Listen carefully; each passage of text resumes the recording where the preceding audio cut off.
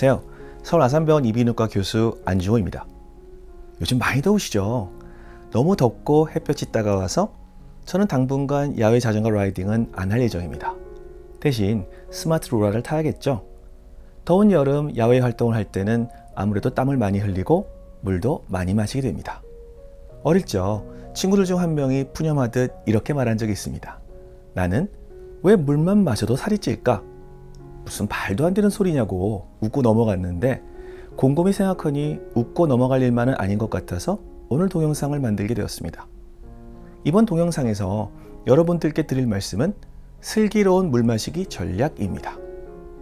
우리 몸의 60% 정도는 수분으로 이루어져 있습니다. 그렇기 때문에 몸의 수분이 부족하면 우리 몸에 여러 가지 영향을 줄 수 있죠.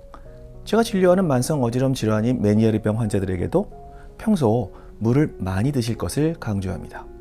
그런데 물을 많이 자주 마시면 화장실을 자주 들락날락 해야겠죠.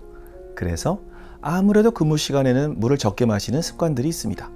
게다가 커피를 마시면 카페인의 이뇨작용으로 그나마 몸의 수분을 밖으로 배출하게 되어 정작 커피를 한 컵이나 마셨는데 몸의 수분은 부족해지는 일이 일어나기도 합니다. 그렇다면 우리 몸의 수분이 부족할 때 어떤 일이 일어날 수 있을까요? 첫째로 오히려 살이 찔 수 있습니다. 간헐적으로 다이어트와 폭식을 하게 되는 경우와 비슷한데 물을 적게 마시면 우리 몸은 몸 안에 부족한 수분을 확보하려고 필요 이상의 물을 저장하려고 합니다. 그래서 오히려 물을 적게 마시는데도 체중은 늘어나는 일이 일어나기도 합니다.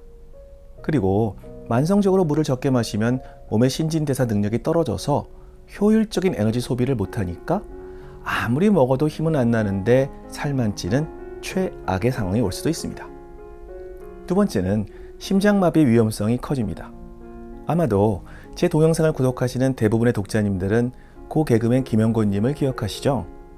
여러 개그 프로그램에서 최고의 인기를 끌던 고 김영곤님이 급격하게 살을 빼려고 사우나로 땀을 빼고 이어서 무리하게 러닝머신으로 운동하다가 심장마비로 안타깝게 사망한 일이 기억납니다. 몸에 수분이 부족하면 피가 진득진득해질 수밖에 없고 더군다나 당뇨병까지 있으면 더욱 심각한 상황이 될 수도 있겠죠. 그래서 우리는 운동 전후로 충분히 물을 섭취해 주는 것이 좋고 특히 본격적으로 러닝머신 등을 타기 전에는 최소한 한 컵 이상의 물을 마시는 것이 중요합니다. 세 번째는 변비가 옵니다.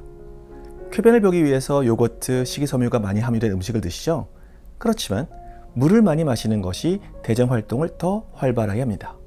물론 주무시기 전에 물을 드시면 좋긴 한데 너무 많이 마시면 자다 중간에 깰 수도 있으니까 한 컵 정도 드시고 아침에 일어나자마자 실온의 물 한 컵을 드시는 것이 가장 효과적이겠죠. 네 번째는 피부 트러블, 주름이 늘어납니다. 체내의 수분이 부족하면 피부 진피층 단백질의 90% 이상을 구성하는 성분인 콜라겐이 파괴되어 잔주름이 생기게 됩니다. 피부 관리하신다고 콜라겐을 먹거나 바르거나 시술받는 대신 적당량의 물을 드실 것을 추천드립니다. 다섯 번째는 짜증과 두통이 늘어납니다. 목이 마르면 기분이 나빠지고 피로감과 두통이 유발된다고 알려져 있습니다. 특히 두통이 올 때 혹시 목이 마르지는 않은지 확인하고 두통약을 드시기 전에 물 한 모금부터 드셔보는 것도 좋겠네요.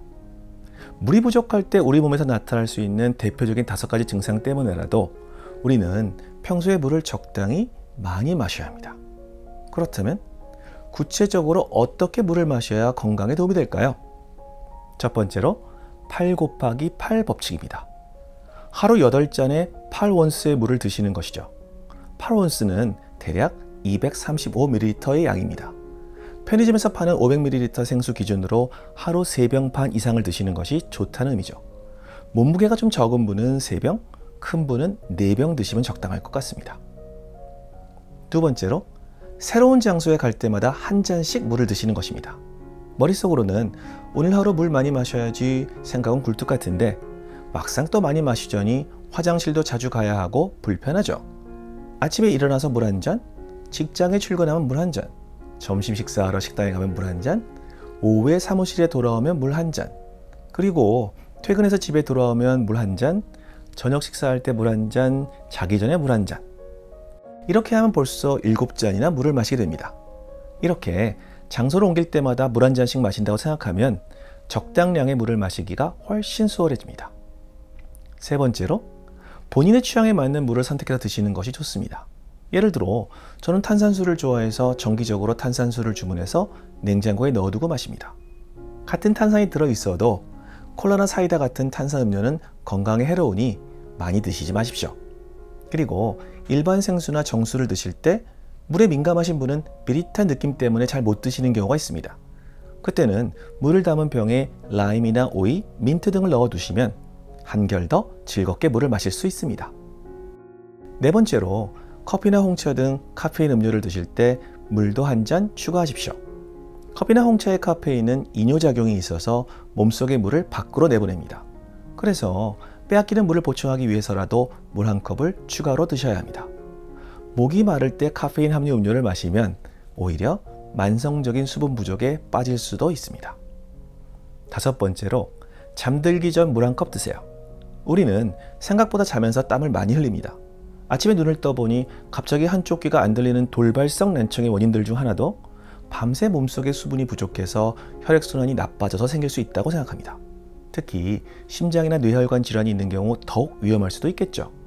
그렇지만 자기 전에 물 한 컵 이상 드시면 오히려 자다 깨서 화장실 가야 하니 너무 많이 드시지는 마시기 바랍니다. 오늘 드린 말씀이 평소 슬기롭게 물을 드시면서 건강한 여름을 보내는데 작은 도움이 되시길 바랍니다. 감사합니다. 건강하고 즐거운 하루 되세요.